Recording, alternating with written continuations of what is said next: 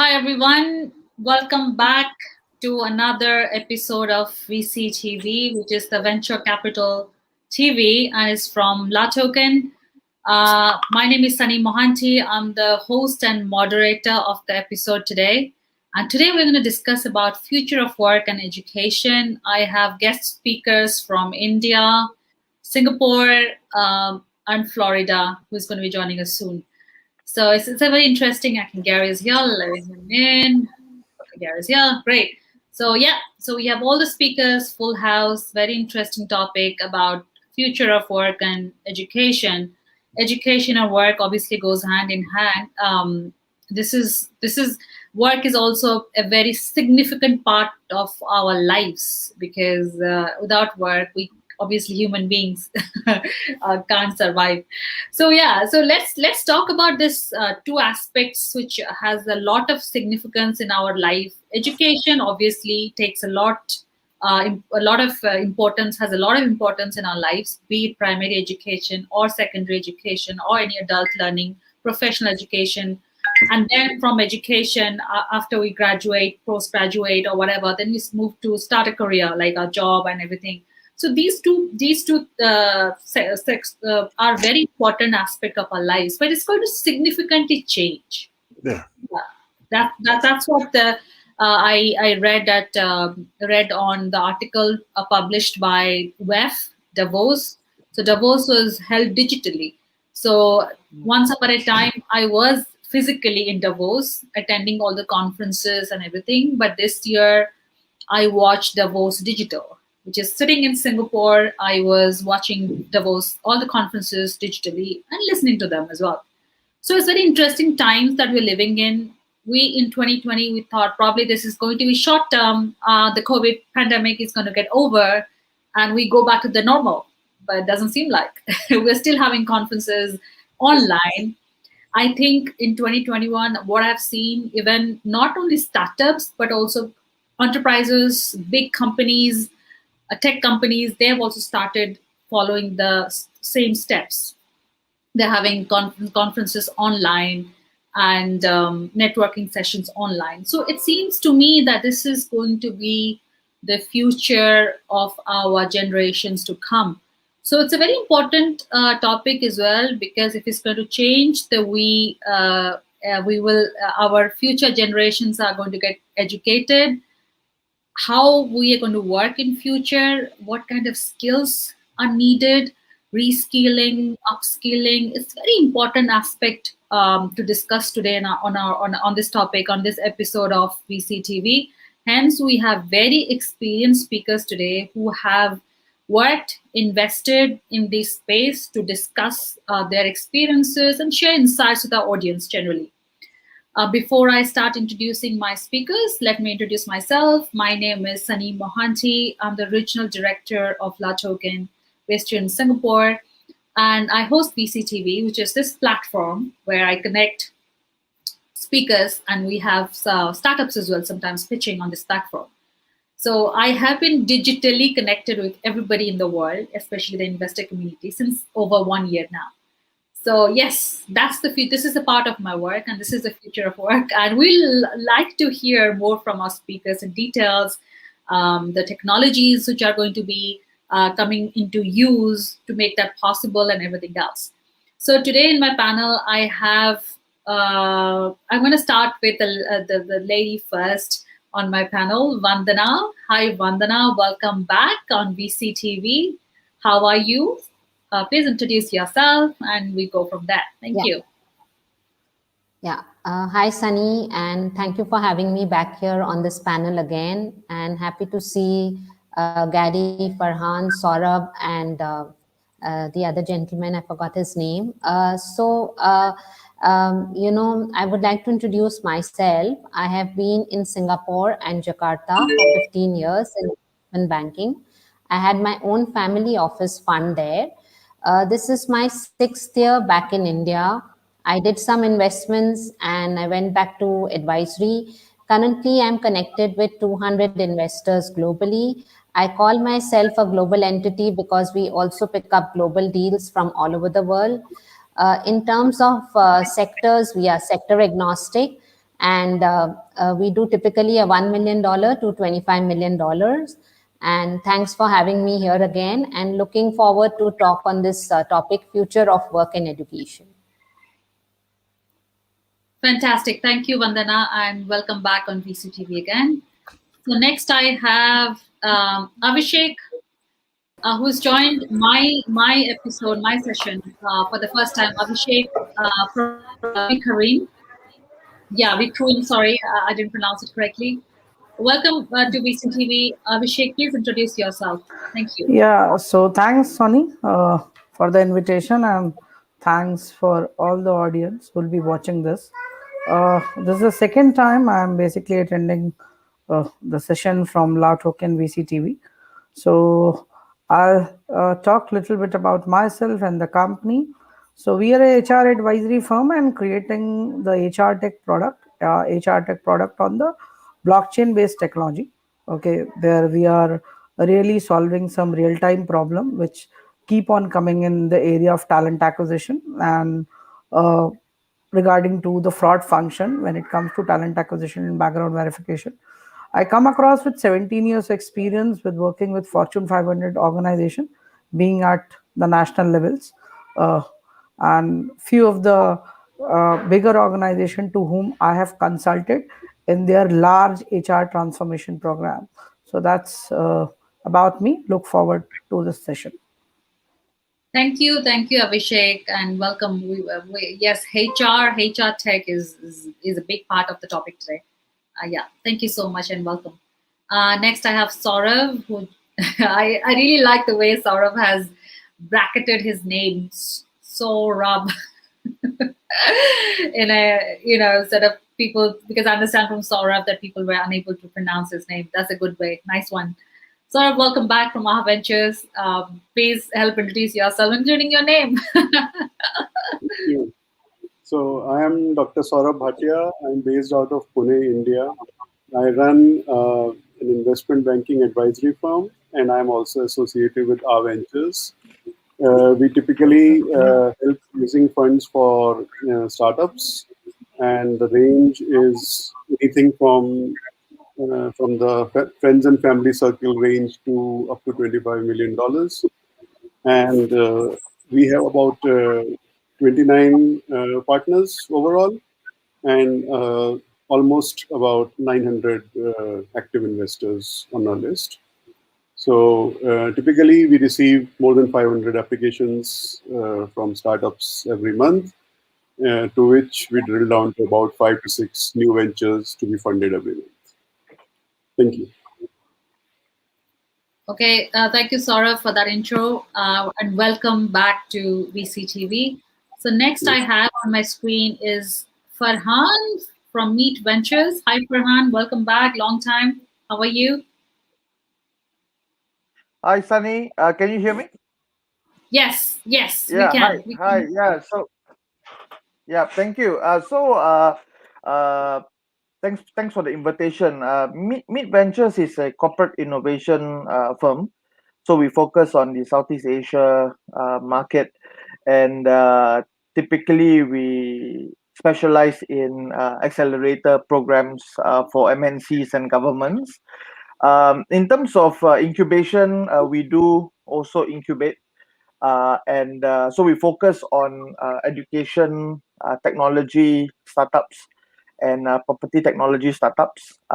So for I think for this particular segment, I think my experience in the education tech would come into play.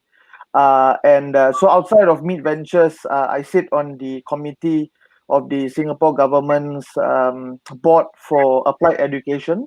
So I'm involved in the uh, I would say the higher education learning decision making, yeah, at the government level. Yeah. Fantastic, Farhan, and welcome back to VCTV. Next, I have Gary. Hi, Gary. How are you? Hi, how are you? Good to see everybody here today. I've been Dana, Abhishek, Saurabh, Varhan, and of course, Sunny. So my name's Gary Fowler. I'm a serial entrepreneur and investor. I built 17 companies. We are venture builders. 2 unicorns. I was on the original management team at Click Software. Sold to Salesforce for $1.35 billion, and also Eva.ai, a premier AI HR tech company that I co-founded 5 years ago. Unbelievable, 5 years ago. But I write a lot too. I just published an article yesterday in Forbes on cognitive cloud computing. My next article is on quantum tunneling and the impact on wireless communications. We build ventures through GSD, Get Shit Done Venture Studios, premier AI and quantum venture studio, curating companies from all over the world to actually build unicorns. And Sonny, as I said many times, it's interesting. We call them unicorns, but unicorns are mythical creatures. They don't exist. So we're striving to be something that doesn't exist. So what we do is we make them real.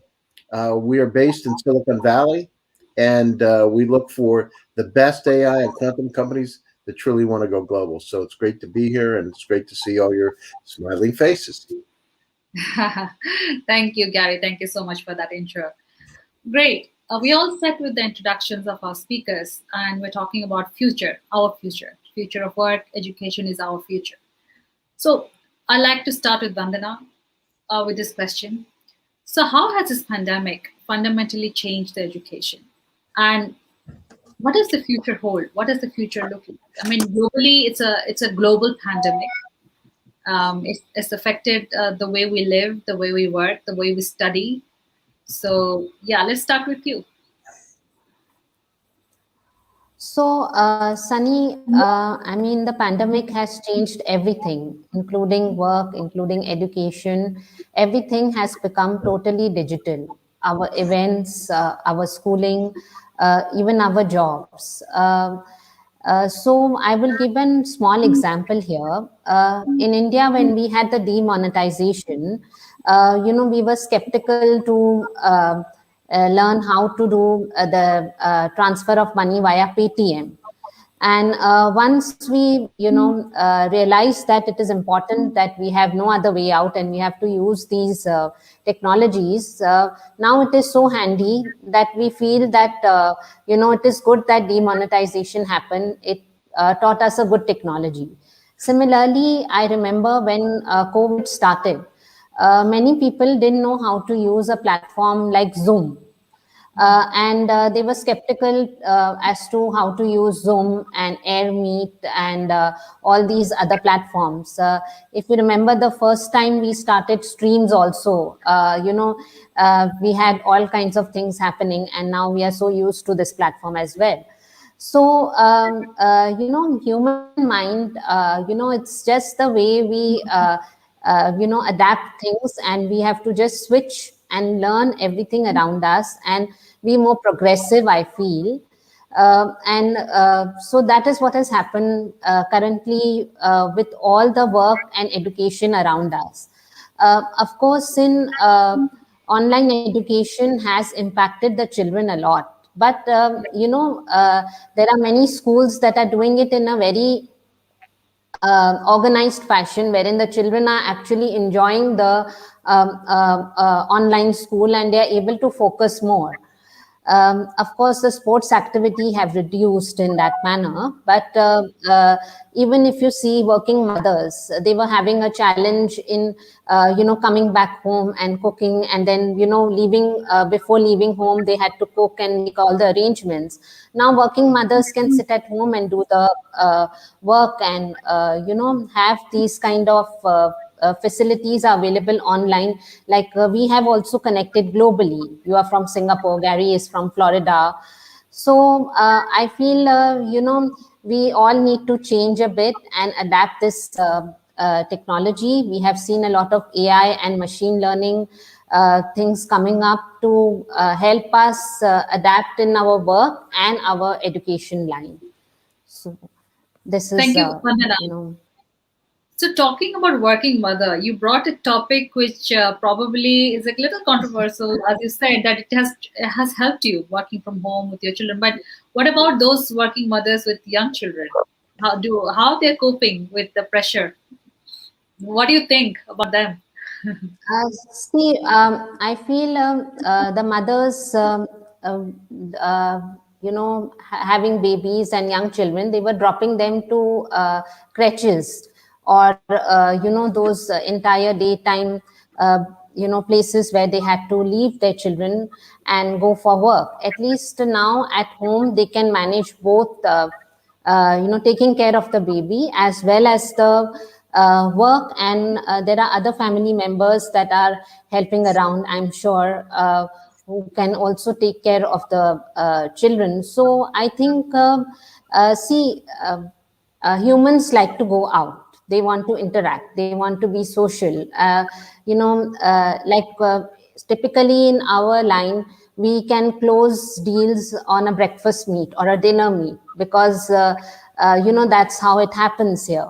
But there are ways to, like, now I have started going out and I do a lot of meetings as well, but it's not as much as it used to be before. So I think young mothers that have just delivered their babies, etc. It's a good option for them. I mean, they can manage almost everything, and they can have that superpower to do all the things which they were not able to manage before. And look at it. Even groceries we are ordering online most of the time. Like, I do almost all my shopping online, whether it's groceries, whether it's supermarketing. So Yeah. it gives me more productive time to do my reading, my writing, and it also gives me a lot of time to finish my work, which I was not able to do earlier. So in cities like Bombay, travel is a lot via the trains. So I think for women out there, it must be really helpful, this kind of environment. And Yeah. outings can be done little now, so I think it's everything is manageable. Yeah, great points. I think the employers and the HR in every company allows the employee with a baby in the lap on meetings. That's the new normal, actually. You save a lot of time on Yeah. commuting, especially in big cities like Mumbai, and busy cities like probably Jakarta, where you would prefer. Yeah, thank you so much, Vandana, So for this. Okay. in my Yeah, go early on. days when I'd come to India, I used to take both my kids for meetings, and I used to give them ice cream, and I used to conduct my meetings. So it was like that. So I think uh, it just Fantastic. happens. Yeah, sure. Yeah. Juggling both work and children, family. Thank you, Vandana. Yeah. Abhishek, what about your insights about how this pandemic, global pandemic, has fundamentally changed the education, and what's the future looks like? Okay. So if you can see, we'll just go 1 year back, okay, when this particular global pandemic got started. So if we can look at from the education point of view, definitely this industry have taken a pure play paradigm shift in terms of uh, schooling levels from playgroup, kindergarten to 10 plus 2 kind of education. Okay, then a college education and post graduation education. Everything got changed like uh, anything. Okay, even teachers are adopting lot of automation tool to give the education to those students. Okay, all kind of online classroom education is promoting in schools. I can't say definitely till 10th level, okay, till secondary level, the education paradigm will be little bit changed when the things get normal. But after when they complete their senior secondary, definitely there'll be lot going to be a change, because there'll be so many out I can say online platform of edutech companies which is already bombarded with skill courses. They have tie up with the foreign universities to provide 3 years 4 years courses in different stream. You talk about engineering, you talk about uh, mbas, you talk about legal, any kind of profession. Okay, uh, in most of the countries, if I take, when bigger companies typically go for a hiring activity, they typically go first with a top pedigree institute. I believe when somebody is already working and take a break to prepare for higher education, okay, so then I believe that will be little bit down in coming times, that particular scenario, because people then go for a online kind of program more. Because if you talk about Harvard, Stanford, most of these institutes already been tied up with some kind of online platform and creating those kind of opportunity. So people don't want to miss that 2 years, 1 year's time to go to a classroom program. Okay, where I can see there'll be a downfall, and the online mode of you can say learning will get increased. Same as with skilling.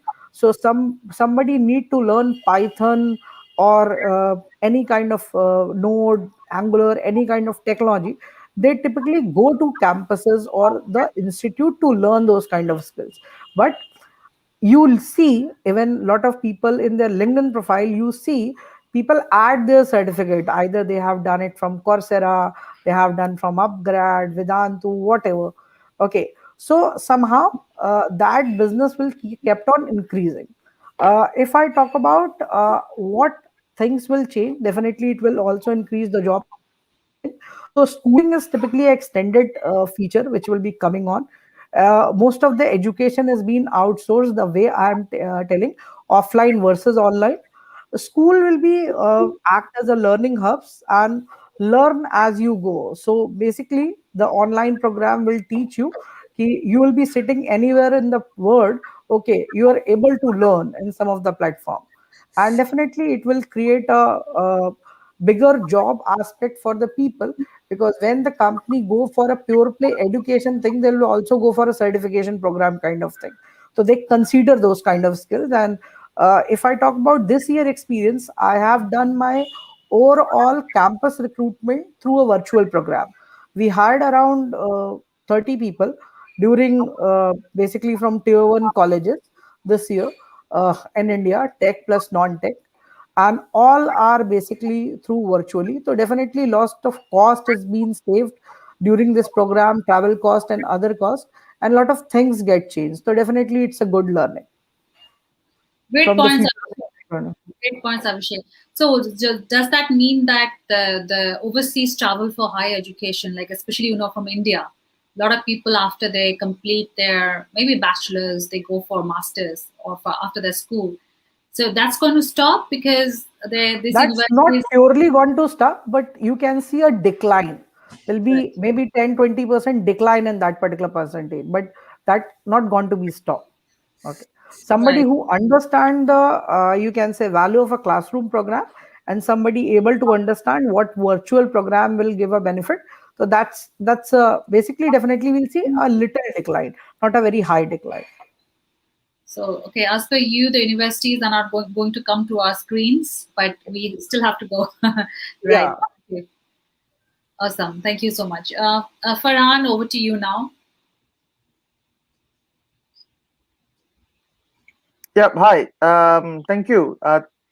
So basically, I think in response to your question of the future of education, I think in summary, um, I think e-learning has been quite pervasive, and I think this is something that the speakers have all mentioned. Um, but I think what comes into question is whether or not it will replace the classroom learning entirely will be in question. But I think it seems that students from the lower education, basically those who are coming from maybe elementary school to high school, um, especially those in elementary and nursery and so on, not just them but probably their parents also might still prefer physical classroom learning, probably because for this age group the attention span might be quite limited. Maybe they are in terms of being disciplined to attend class by themselves, their physical energy, their demand for social emotional interaction.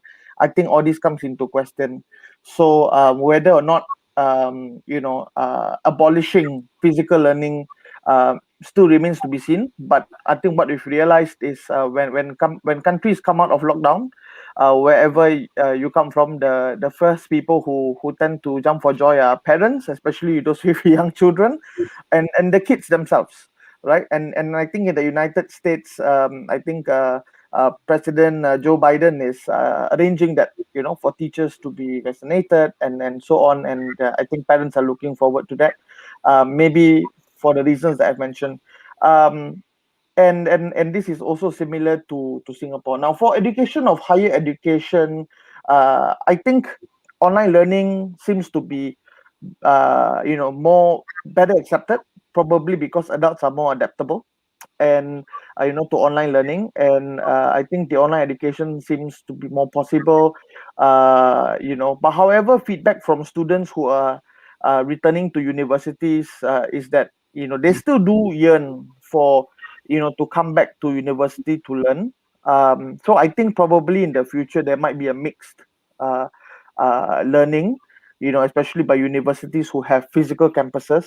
So like, for example, what I've realized is those countries that have come out of lockdown, they do like a split shift, right? So 50% on campus, 50% online. um, and again, especially for I think again for this group, at the university level, I think there would still be physical learning. And so if we look at universities that have physical properties, physical presence, versus those universities online, for example, like Quantic, right? I would say there will be demand for both, right? But whether or not the physical universities will be replaced, I think it it takes a lot more than just curriculum to make a university. So I think at the end of the day, uh, whether or not to go to a physical university, it encompasses a lot of things beyond curriculum, like co-curricular activities, which may not be able to be done online, networking, relationship building, which can be done online. But I think at the end of the day, even us among adults, while we meet each other on Zoom or platforms like StreamYard, at the end of the day, when we are called to go out for coffee, we feel very happy. I think the physical interaction is something that we like.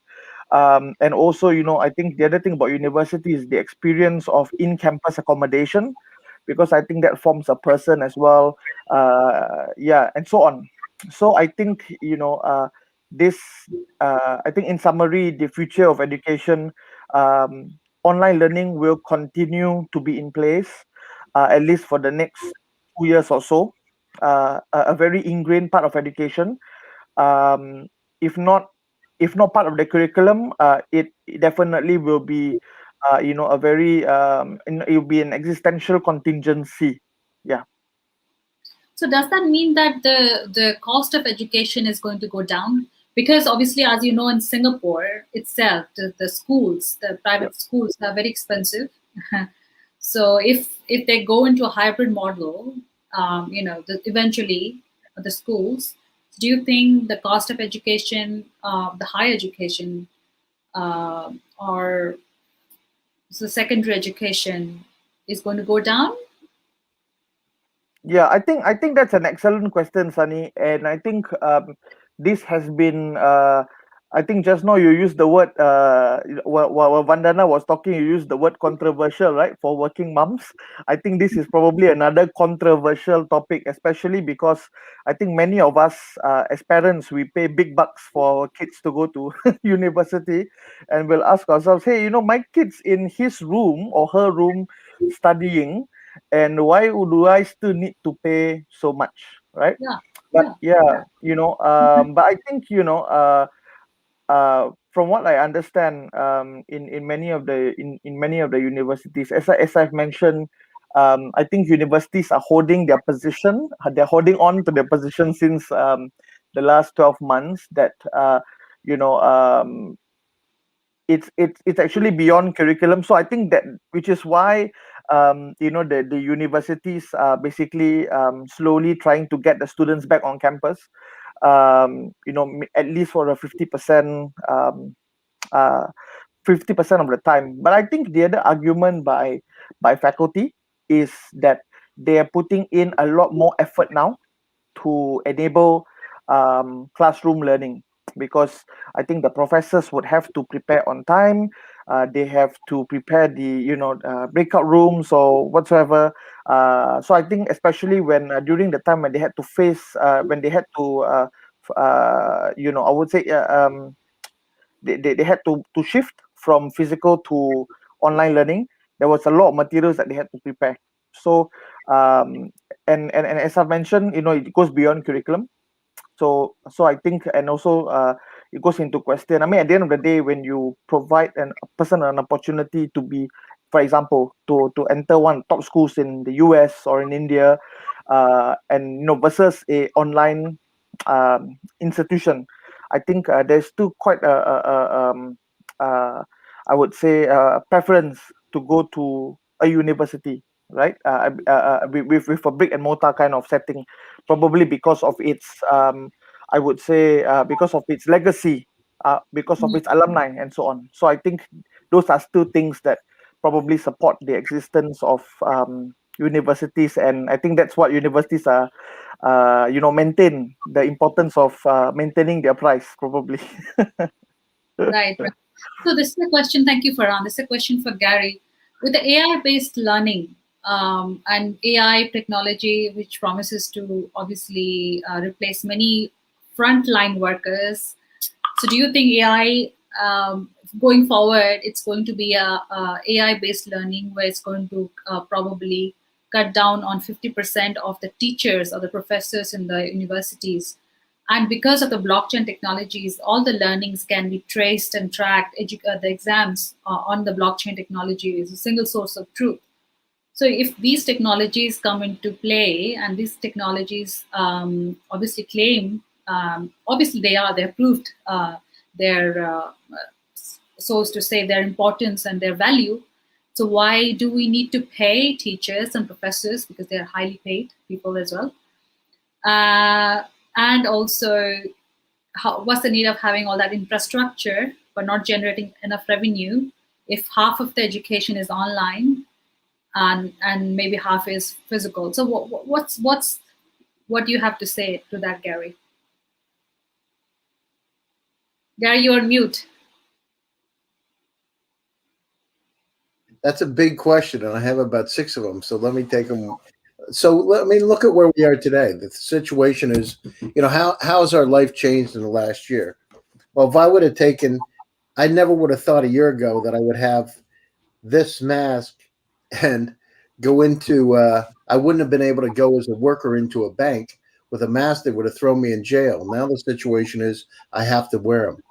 Our lives have fundamentally shifted. And think about education. What is it about? It's about how to develop a process, a learning process for an individual to help them optimize their learning experience. And so what does artificial intelligence do? Well, think about it. So, there's different ways. I know myself with, I took 17 math courses in undergraduate and graduate school, not because I liked it, because it was my worst subject and I just wanted to master it. So, and I learned a special way. So each one of us learns in a different way. Some of us are visual, some of us like rote. We all learn in different kind of ways. So imagine having technologies that can really give us that individual learning experience. So with artificial intelligence, and on the outside of AI, let's just think about Neuralink. At some point in time, what is the brain? The brain is, and I'm a psychologist too, so I'm telling you as a clinical psychologist. So we've got our input, our eyes, and other senses. At the same time, we have storage, right? Essentially the same thing we have with our notebooks in front of us. So imagine having the capabilities to alter those biochemical processes like Nikola Tesla, right? He had it's called eidetic imagery. He could remember everything. So imagine at the point where we have an entirely different way of learning. We become singular. We have technologies embedded of us like Neuralink to be able to help us learn more. And in terms of education, imagine not having to go to Harvard or Stanford or Yale or Westminster or wherever, IIT. We just go in and we pay for a module and get it implanted, and all of a sudden we have an MBA from Westminster instantly. So our lives are going to fundamentally change. So where are we today? So I mean, the pandemics gives challenges and great opportunities. Challenges because we can't be face to face in a lot of circumstances because of COVID. On the other side, it's forced the educational system to totally change because in order to operate, they've had to make some fundamental shifts, like going online. And I think somebody, maybe Farhan, no, Abhishek had said about Zoom. I mean, when I was one of the original early Zoom users, people were laughing at me for using. Why would you use that? I would use Skype, but look at it now, for over 400 million daily users. So we've had to adapt. And in terms of work and education, what's it all about? Collaboration. So if I'm online today, how do I collaborate with my fellow classmates? How do I have that same kind of social experience? Because part of going to school is having friends, right? And develop friendships. So how do we do that? And the other thing is gamification. How do we make it fun? Because it's pretty boring being on Zoom, right, all day long for a kid. I mean, they get fidgety anyhow. And then how does a teacher know that they're in their seat? So I saw some technology yesterday that's just coming out that allows you to be able to visualize, and it's used in universities to actually see yourself in the seat in a lecture hall with the professor on stage with your avatar, and the professor can tell because if you move, it sees you move, right? It understands you're not sitting in your place.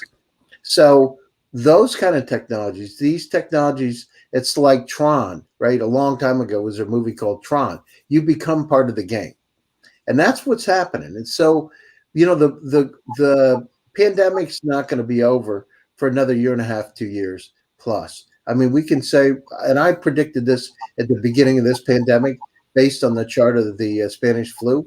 Yes, there's going to be some vaccines that are going to make a difference. Yes, there are new strains of it that are resistant. But I mean, we've had to change, right? Our society, every 100 years, we have this kind of a pandemic, literally almost 100 years. Um, uh, and so we've had to shift. So the impact, my business, so I have an HR tech company, AI and HR tech. My business at the beginning of the pandemic went up 38 times. This year I'll go from 300 companies to 3,000, right? I mean, explosive growth. Why? Because now we've got work. Look at us here today. We're in India. I'm in the US. You're in Singapore. We're all over the world. A year ago, well, I'm just thinking. A year ago, we probably we weren't doing it on VCTV, and we didn't think about it. We thought about, oh, I'm going to fly. I'll be over in Singapore in 6 months. Let's together for lunch. Now we can do it in an instant. So the beauty is we've really sped up something to be able to change our lives and make course corrections, pivots very, very quickly. So now the adaptation is in terms of going forward, hybrid models. Once the pandemic's over, we will have hybrid models that help us learn better, individualized extensions. I say you're going to have a educational intelligent assistant for each student. That intelligent assistant will be like a mentor. That mentor will tell you what you need to do, when you need to do it, how you need to do it, and basically like a guardian angel to help guide you through all your life and processes. And it's happening very quickly. 2.5 years ago, we developed something like that. And actually it exists, right? So I communicate with one of them regularly. It's learning right now. It's called Morpheus. And it's private. It's not an open thing. It's something my billionaire partner developed, AI partner. So, but those are the kind of technologies that are going to come out to help us. And again, we're going to singularity. We're going to be part of the process. You understand? We're going to have implants that are going to help us learn better. There's going to be a blurred line between, what a computer is and silicon and what we are. Right. It's not too far in the distant future. We're also going to live a lot longer. We're going to live to 150. And, with smart pills, with gene splitting and genomes, understanding, cut out the cancer before it happens. Right. So it's a phenomenal opportunity for each and every one of us. We've had to adapt, and each one of us here on the show has had to adapt over the last year to understand this new reality. And it wasn't easy for the first 3 months because we weren't used to not being together. Right. But look at us now. Here we are from all corners of the world, right? Many corners of the world on one call, and we do it every day. Yes. So this and it's learning. By the way, Sonny, I get so many emails now from Yeah. people all over the planet contacting me about VCTV and Right. how much they appreciate it because it's given them hope, right? It's given them a chance to learn. It's distracting and educational, distracting from all the stuff going on and that not good stuff, and gives them a hope and a chance to see the future. So these kind of things, this is education, right? What we're doing right now is the future. Yes, absolutely, and agreed, Gary. And the guardian angel, I think that's the future of education for children as well. Thank you so much for those insights. Next, I have Saurav, who is also a doctor in psychology. Is that correct? Sorry, did I? Yeah, Saurav. Let's start with you. Sorry. What's your thoughts about how is fundamentally going to change pandemic change the education as per you? So let's, since everybody has talked a lot about the macro level and the high level picture, let me talk about my education and the micro level picture instead. So my office, it always used to have a white wall behind me.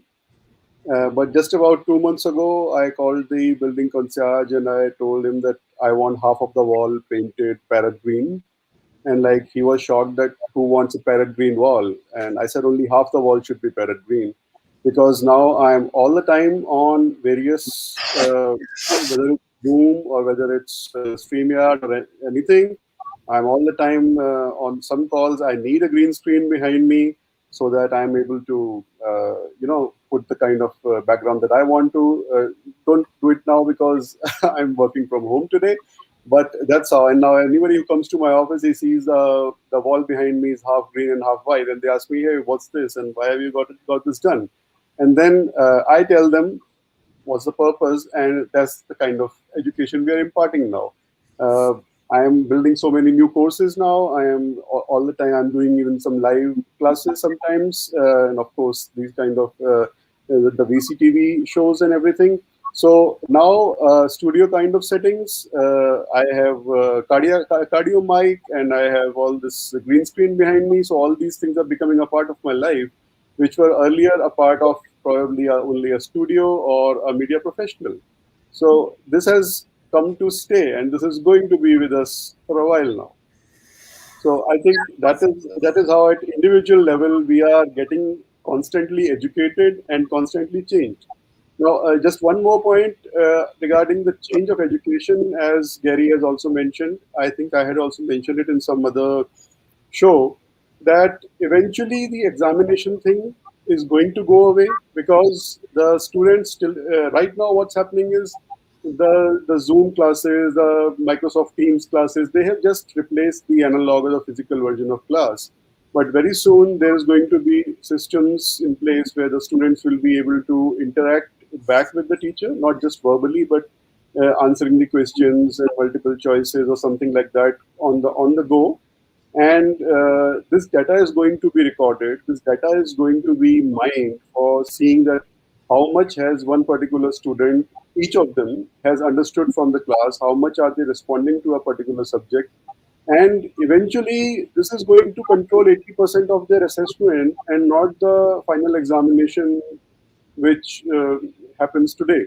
So sooner or later, the students will not have to kind of prepare for examinations, because they are being assessed all the time. There's data supporting their ability in each subject, and that is going to. So it can be scary also that you are being profiled constantly, and when you apply for a job, it might be accessible to people saying, "Hey, your English was not so good," you know. But then, but then at the same time, this is going to happen. Wow. Very interesting, because obviously we all have different views on this topic, and very interesting to, obviously we never would have thought that this is going to be the future of education ever before 2020. But yeah, very interesting times we live in, and this is the reality. I think for rest of the year 2021, as Gary says, and probably another year, this is going to be the reality as well. And I think the more faster we accept this reality without looking for the people say that I'm going to go back to the old life I had after the pandemic. It's not going to happen anytime soon. So better get used to it. Talking about that, the psychology effect. I mean, because we have Gary and yourself. So the social interaction, because especially be it education, primary, secondary, higher education, or workplaces, we humans are used to quickly have a catch up on coffee in the canteen, on the pantries, or sometimes where we are like stressed, we go into a meeting room and have a chit chat, kind of those kind of interactions obviously are not happening anymore. Can't happen. That's happening through a digital platform like Zoom, like this. So how is this going to affect us as a human psychology, and how children are going to adapt to this new normal of new way of education? Because I think India, Vandana was saying the school just started. Before that, it was all online. So children were home learning, they're learning from home. So how is it going to affect the mental wellness, and what technologies, what are startups doing in the space of wellness, as to make sure that when everybody is remote working, we're equally taking care of our health, our mental well-being, holistically, to be able to perform well. Saurav, you can take that, and I come to Gary and then Farhan. Sure. So I had mentioned this before that let me start with a book by Alan Pease. About 30, 40 years back, Alan Pease had published a book called Body Language, in which he had underlined the importance of eye contact, the way you stand, the way you sit in front of somebody, and the way your body stance changes in reaction to the conversation. All these are non-verbal cues which we get when we interact personally with the other person, and sometimes you can make out that the other person is lying, but you can't make out why do you think he is lying. That's because of the non-verbal cue. That's the instinctive feedback that your body is giving you. All these things are going to be missing during the rearing years of these children if this pandemic goes on for more than whatever it is. So I seriously suspect that the children who are going to be affected by this absence of interpersonal conversation and social interaction, they are going to have a lopsided understanding of this if this pandemic is prolonged very for a protracted period, and it doesn't allow them to interact with each other. So this is going to be not so good from that perspective. And the second part, as you said, depression or mental health. Now, there was an experiment done long back, by one of the kings. This is taught to us in the history of medicine, that this king decided that a child doesn't need to be soothed all the time, and he or she can be left just by feeding and left alone in the crib. And so he made 100 kids not to be touched, and 100 kids will be given the regular massages and everything that's done to the newborns. The hundreds who were not touched, they eventually died, all of them. And this experiment kind of proved the human need for touch and a constant interaction. Now that we are interacting only with the family and not interacting outside, I mean, the kind of hug movements that were there in America in between, that take a free hug on the street and all. So all these touch things, we do need that. That's a part of our psyche and a part of our well-being. Now, Yeah. all that being taken away from this pandemic, this is definitely going to impact negatively on the both social structure as well as personal well-being. Yeah, great points. Thank you, Saurabh. Gary, so what about those children who were born in 2020 and 2021, or maybe 5 years before? So for them, it's like a digital world with no human interaction, even with their age group of children. So how are they going to evolve? Like Saurabh said, the 100 children died because of no physical, no interaction. That's the Harry Harlow studies kind of thing. And I remember meeting Carl Rogers, by the way, so down in La Jolla, California, many years ago when I was in graduate school. But I mean, we adapt. I mean, humans are resilient. So with my daughter, she's 24 years old. She works for IBM, and she communicates electronically. I mean, seriously, a lot of her relationships are, dealing with her friends all over the world. And it's not unusual for her. It's what we are used to and accustomed to. I mean, we happen to be used to something that's entirely different. So part of it is getting accustomed to the new reality. And quite frankly, I mean, I think it's wonderful. Think about it. We can talk to anybody, anywhere, at any time. It was impossible. We couldn't dream. We can take VR and AR, and I could be sitting here and I can be in Kenya looking at giraffes, right? And I can do it instantly. When I was a kid, we looked at pictures in books, and this is what a giraffe looks like. Or we would watch a video, right? A film. And Yeah. that was the best thing that would happen. But think about how enriched lives are today. You can be anywhere. And in terms of, just so I can tell you directly with my company, which is a $1 billion company today called EVA, YVA.ai. We went through this. We actually do sentiment analysis. When we look through communications, we can tell if somebody's going to leave a company up to a year before they think about it, right? We say 6 months, but it's really a year because there's certain cues that take place, et cetera. Why is it important? Because if you have remote employees around the world, imagine as a CEO, trying to figure out what's going on with them. Why? Because you do reviews once a year. So what happens for the other, 364 days?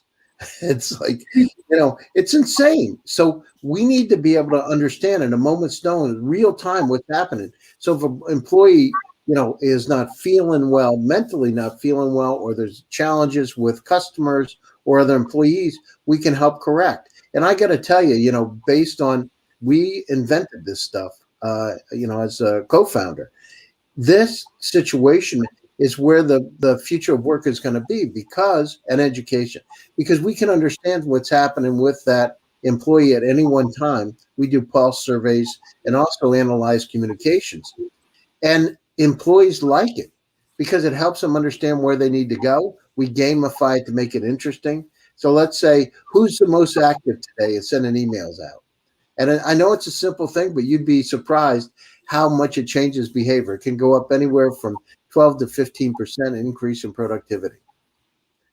Just because you talk about it, people want to compete and they start to get into it. Who's going to get the little trophy today? So, the future work is that. I mean, we haven't done a really good job. You're an IBM or a Siemens or a Mahindra. How in the world do you know what's happening with your employees all over the world? So why not understand in a dashboard setting where I can say, here's what's happening. I can look at clusters. I can look at sentiments. If there's something happen, I need to be aware of, a flag comes up, and we correct the issue before it becomes a problem. That's where it is. The same thing with education, right? We need to go down through what it's about. I mean, it's kind of archaic that we test students once a year to figure out where they are. We should be testing them like every single moment to figure out how to course correct. So if you had I remember when I was in 7th or 8th grade, I didn't like math. And it wasn't that I didn't like it, but I wanted to have it explained a different way. I looked at math totally differently from everybody else. And I could figure out the problems in my head, and I got pissed off when the teacher would tell me, "Oh, you can't do it like that." But I said, "But I understood. I did it in my head, and these are massive problems. I would solve them in my head." I said, "Well, this is how I did it," and I would write down my way. It was different, but it worked. And it wasn't until I got into undergraduate and graduate school where I started getting nurtured, and then I started to love it. So what I'm saying is, we learn differently. Why not nurture those ways that people learn to be able to help them change? And that's where artificial intelligence is coming in, and quantum computers. Wait till it happens. It's going to be an intersection between those two incredible technologies that are going to be massively changing everything. And it's already happened now with AI. I mean, it's already, here we are, right? StreamYard is it. Yeah. Absolutely, StreamYard, no Zoom anymore. But yes, correct, Gary. Thank you so much. So, talking about resiliency, talking about being creative, adaptability. So, we don't get to learn all these things, these skills in school, So, these something. So, do you think, Farhan, my next question, and then Abhishek, I'm going to come to you from a HR perspective. So, do you think these should be a part of our curriculum in terms of education, how to be resilient, how to face any pandemic of any sort, any nature? Because this is the time, was a testing time, not only for, forget about children, even for us, it was a big change and big adjustment, and a lot of things happened in 2020, a lot of deaths, suicides, and everything. So I think we have learned a lesson that how to be resilient is something that needs to be a part of the education. That's what I feel, because our future, they probably are focusing more on our maths, how to solve a sum, as opposed to how to be more resilient in life. So what do you think about that? Yeah, thanks, Sunny. So yeah, I think thanks for giving me a very difficult question. um, yeah, I think I'm so resilience. sorry. It's okay. It's okay. Yeah, Yeah, you wanted to throw the curveball to you, Farhan. She figured out. Let's talk about resiliency. yeah.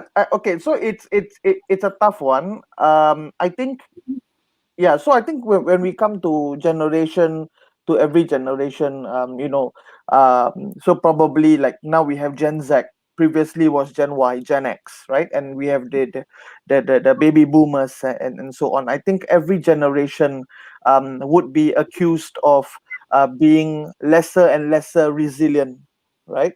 Yeah, So of course, yeah, so of course those who were born in the 60s and their parents before them had mm, tougher lives, right? yeah, So I think yeah, so because I think resources were scarce, less, etc., etc. So I think if you talk about resilience, I think as we go on from Gen Y and then going on to today, the Gen Zs who are probably in their teens and 20s, they are often accused of being the strawberry generation, the YouTube generation, and even think today they will call them the digital generation and so on. So so I think in terms of resilience, that is something very hard to teach. um Personally, I feel you create a person through circumstances, and that's where I would say leaders are born, entrepreneurs are made, and so on. And when we see the best people who come out are basically those who have either bring challenges to themselves, so they find the problems, not the problems find them, yeah, or the other groups of people who problems come to them and they have managed to survive, and this becomes the best people. So I think whether or not schools are able to prepare the students for, I think generally, um even in Singapore, for example, we talk about total defense. Military defense is one of our core pillars, psychological defense, and so on. We have I think increasingly we are also incorporating other types of defenses, which is important, and resilience is definitely one of them, to prepare for things like the pandemic, so that people are able to cope. So I think probably the topic of the pandemic and all the challenges that we face would be, yeah, again, like I said, it's very hard to teach this in schools, but I think the least that we can do is to remind people through maybe a particular course, right? And maybe through co-curricular activities or so on. Yep. yeah. It's Great. difficult. Yeah, brought up that the Singapore story is, I mean, thing that we have the military thing, which is very good. I mean, preparing for the uncertain times. I mean, you never know what's going to happen anytime. So this, I mean, pandemic, was an uncertain time, and we never know how many pandemics are going to come. We don't know, but we have to be prepared for it. Like our children, our workforce, I think governments, everybody should be prepared for another uncertainty of that sort. That's what my advice to be all the viewers today. Be ready for any uncertain times. To be honest. Hey, Sonny, do you remember a movie called Forrest Gump? Do you guys remember that movie? Yeah. A box of chocolates, you just never know what you're going to get. Life, Yeah, a box of chocolates, you just never know what you're going to get. movies are coming into life now, Gary. It's becoming a part of our. Yeah, exactly. I guess I need a new pair of sneakers. Yeah, that's correct. Fantastic. Okay, come Abhishek. How to build Yeah. a sustainable workforce? Like now that we are all working from home and with your children around, all of around us, like Saurabh was saying, or somebody was saying, Vandana just left. Working mothers, even the working fathers, you have children around, you have household work to do as well. So how the employer can be very, how the employer mentality changes towards the employees, like, to be more empathetic, and how build sustainable workforce for the future to come. So what does HR, how obviously HR has to play an important role in that, right? So what can you share? We're just conscious of the time, 9 p.m. Then we take closing remarks Uh, after that. Thank you. Okay, I'll not take more than 90 seconds to finish it up. Okay, so a lot of things got changed typically in last 1 year time. When we talk about HR is more known for their empathetic and sympathetic behavior towards the employee and build the system and build the culture for the organization. Okay, when this particular thing happened, pandemic, even HR is also able to learn during that time how initially most of the companies or most of the employers are mostly focusing on work versus work, and then things coming picture what we can do over work versus life. Okay, so to you can say distract the monotony in terms of the everyday life. Okay, because they definitely need to manage the basic household, meeting the deadlines when it comes to either software sales, any kind of professional or people into the teaching, those kind of things. So a lot of tools is being launched during that time. There'll be communication which will be more often. Okay, during that particular time of pandemic. Okay, uh, communication between the layered people in terms of the people from the top hierarchies also speaking with the people and lower in the hierarchy. Okay, and want to understand the overall sentiments in terms of what exactly they need. Okay, because every organization is cautious in terms of nothing is going to be happen during this kind of pandemic. That's of you can see around 70% of companies have already announced WFH till July 21.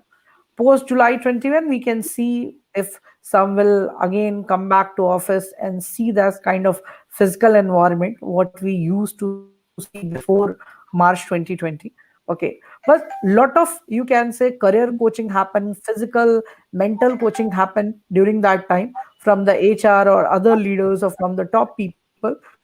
The work will also not impacted and their well-being is also not impacted during that time. So that is the key, the communication, and typically give a breather in terms of work versus work-life balance. That's the thing important. Okay, and right now people are also used to of these particular thing because they don't have to attend the office at 9:30, 10, 11. They can start from at 7 also, 12 also. They just need to attend the huddles whatever is being planned during the office time. Those are the things. But right now because of that point of view, most of the companies are also reached out to the NGOs, like bigger companies who have a manpower of more than a lakh or 50,000 people.